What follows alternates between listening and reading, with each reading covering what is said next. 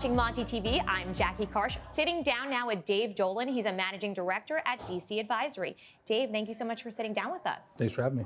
So what's happening with the supply chain? A lot. Look, COVID exacerbated a lot of challenges that exist in the supply chain. If you think back to this segment 2 years ago, the last place we all were was kind of here 2 years ago, right? And then we went home to a bunch of shutdowns. Supply chains broke. We had systems that were relying on paper, manual-based systems, fax machines, phone calls that didn't work in the early days of COVID. And that led to and needed a lot of investment from software companies. My team and I have been focused on space for about 10 years, so we're a little bit older in the space, if you will.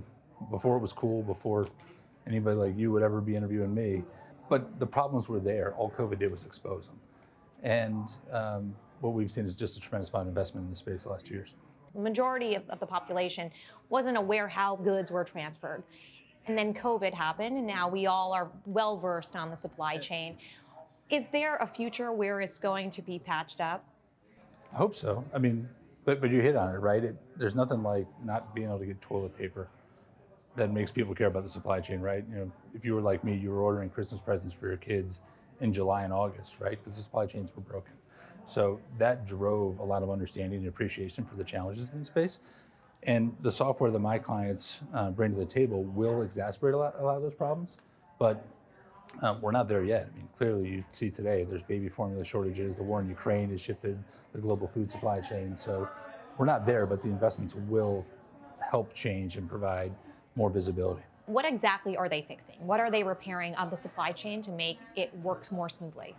Look, they're digitizing and mobilizing the movement of goods, right? So if you had data silos where it required a manual entry to facilitate the movement of a vehicle or a container ship in and out of a port, we're automating that so you don't have a situation where, you know, you look just out there in the Pacific Ocean, you know, 6 months ago, you probably saw 50 container ships backed up. You know, software will augment that.